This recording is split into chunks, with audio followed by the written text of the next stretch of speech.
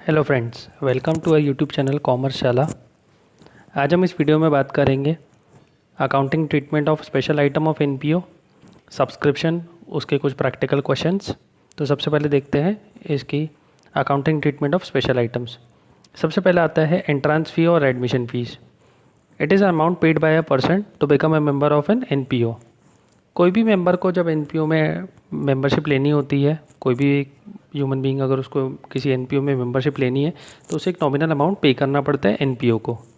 सबसे पहले तो ये वाला अमाउंट पे किया जाता है, तभी हम किसी एनपीओ के मेंबर बन सकते हैं। और ये एक नॉमिनल अमाउंट होता है, कोई ज़्यादा बड़ा अमाउंट नहीं होता है, नॉमिनल अमाउंट होता है। ये इनकम होती है एनपीओ की, और ये रेकरिंग नेचर की इनकम होती है। जब भी कोई मेंबर एनपीओ में एडमिशन लेगा तब उसे एंट्रांस फ़ी पे करनी पड़ती है। इसे एंट्रांस फ़ी भी बोलते हैं और एडमिशन फ़ी भी बोलते हैं। तो ये वाला अमाउंट पे किया जाता है, इसीलिए इसे ये रेकरिंग नेचर है और इसे हम इनकम एंड एक्सपेंडिचर में इनकम साइड में ट्रीट करेंगे।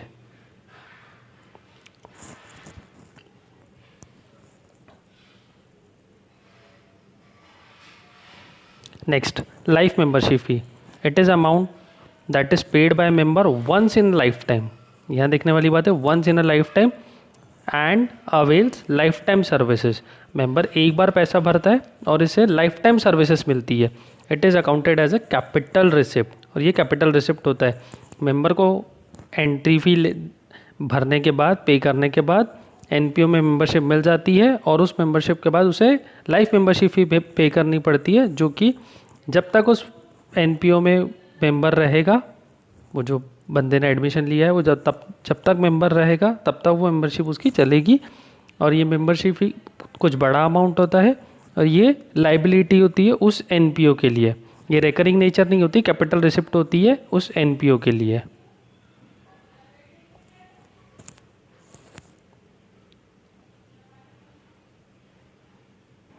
The third one is legacy.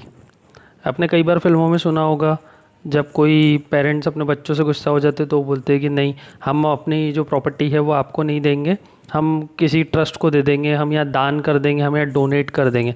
तो उसी तरीके से एक लेगेसी होती है। The amount which is received as a donation by an non profit organisation under will of a deceased person is known as legacy. जब कोई पर्सन अपनी विल से किसी एनपीओ को पैसा दे देता है, सपोज़ मेरी एक एनपीओ है, उसको कुछ पैसा मिला, एक मेंबर था जिसे अपने फैमिली में कुछ पैसा नहीं देना था, उसे मेरी एनपीओ में देना था, तो उसने विल में मेरे एनपीओ के नाम पे लिख के गया पैसा, और वो पैसा जो रहेगा उसे कैसे यूज़ करना है, क्या यूज़ करना है, वो उस विल में लिखा हुआ है। तो ये हो जाएगा स्पेसिफिक डोनेशन। ये लेगेसी में स्पेसिफिक में आ जाएगा, स्पेसिफिक पर्पस के लिए यूज़ हो रहा है। अदरवाइज़ अगर कुछ मेंशन नहीं है, बस इतना लिखा हुआ है कि इस एनपीओ को पैसा देना है, तो वो पैसा मेरी फर्म के लिए लाइबिलिटी हो जाएगा। उस अमाउंट को मैं जैसे चाहूँ वैसे ट्रीट कर सकता हूँ, लेकिन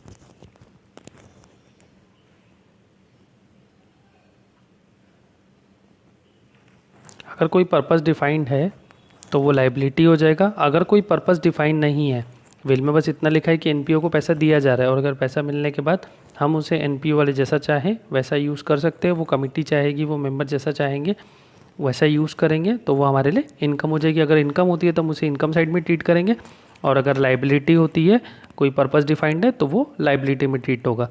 cell of old newspaper. Newspaper की लाइफ वन डे की होती है, एक दिन में न्यूज़पेपर की लाइफ एंड हो जाती है, तो हम जो भी न्यूज़पेपर का स्क्रैप बेचते हैं तो वो हम उसे इनकम साइड में ट्रीट करेंगे। एनपीओ सॉल्व करते टाइम पे दो आइटम आते हैं, एक सेल ऑफ एसेट और sale of newspaper. Sale of old asset और सेल ऑफ ओल्ड न्यूज़पेपर, दोनों का जो अकाउंटिंग ट्रीटमेंट है अलग अलग होता है। यहाँ हम सिर्फ सेल ऑफ ओल्ड न्यूज़पेपर का ट्रीटमेंट देखते हैं जो इनकम साइड में रिकॉर्ड होगा। इसके बाद जब सेल ऑफ ओल्ड एसेट आएगा तो उसका ट्रीटमेंट हम सेपरेटली देखेंगे जब उसके प्रैक्टिकल क्वेश्चंस करेंगे।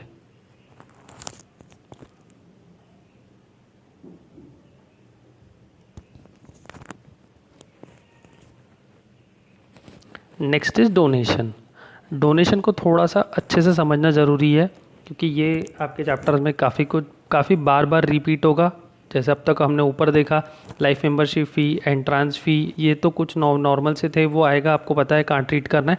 बट डोनेशन जो रहेगा इसे थोड़ा सा अच्छे से समझिए। डोनेशन एक one of the important part होता है एनपीओ का। मतलब एनपीओ की जो इनकम होती है उसमें डोनेशन एक बहुत बड़ा इम्पॉर्टेंट रोल प्ले करता है।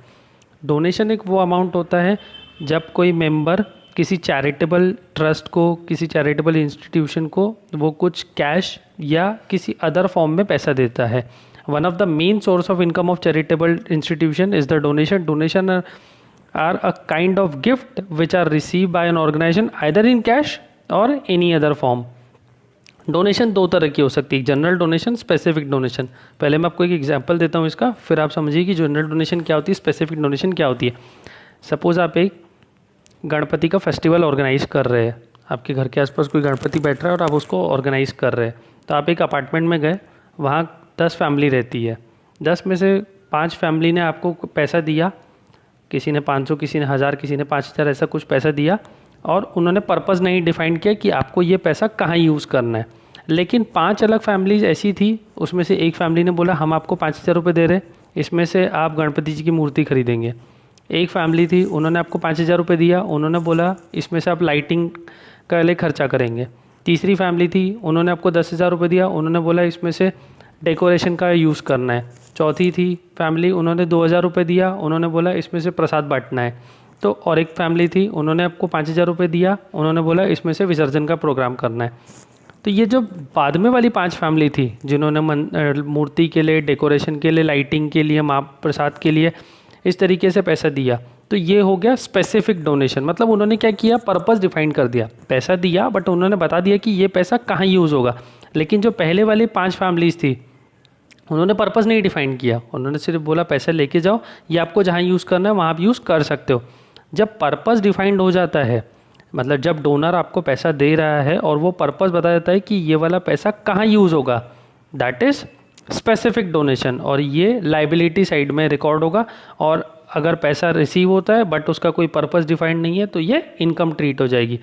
और अगर आप उस इनकम के अगेंस्ट में कोई भी खर्चा करते, सपोज आपने जो पैसा लिया था पहली 5 फैमिलीज से, उसको आपने कहाँ यूज़, वो आपने रिसीव तो कर लिया, उसके अगेंस्ट में जो खर्चे किया होगा तो इनकम होगी। जब आपने पैसा रिसीव किया उसके अगेंस्ट में जो भी खर्चा किया वो आपका एक्सपेंडिचर हो जाएगा।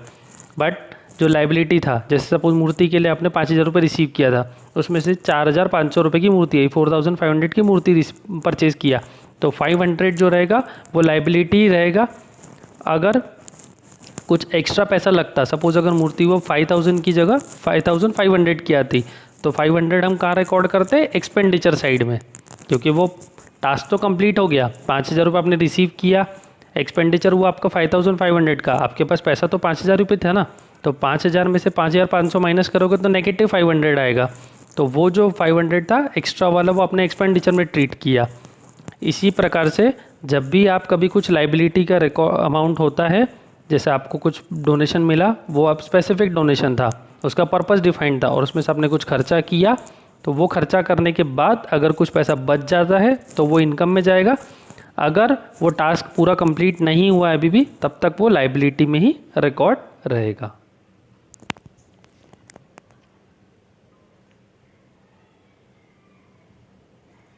Next, subscription.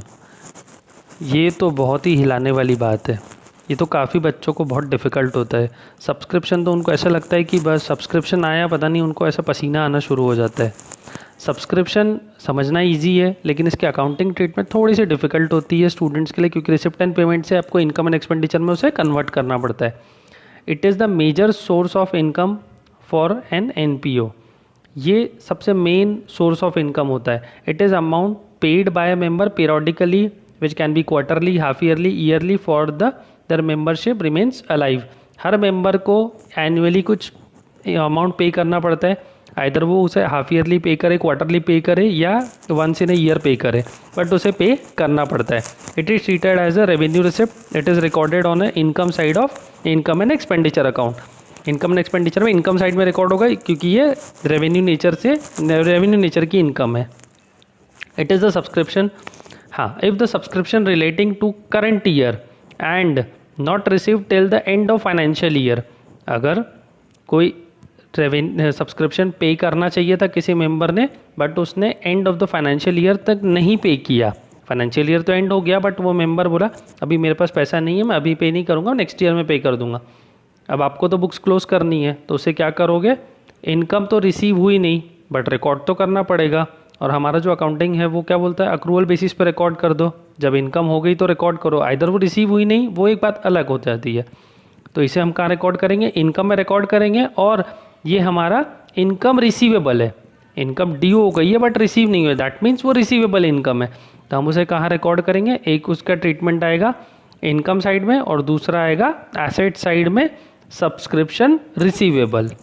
Next, if the subscription relating to the future year received in current year, अगर कोई पैसा आपको अगले कुछ ईयर्स का सब्सक्रिप्शन इसी ईयर में रिसीव हो गया है तो क्या करोगे, उस सब्सक्रिप्शन को इनकम में नहीं रिकॉर्ड करोगे, वो रिसिप्ट एंड पेमेंट में आपको दिखेगा कि वो रिसीव हो चुका है बट वहाँ से आपको डिडक्ट करना है और ये आपको रिकॉर्ड करना है लाइबिलिटी साइड में, क्योंकि आने वाले ईयर की इनकम आपको इसी ईयर में रिसीव हो गई है।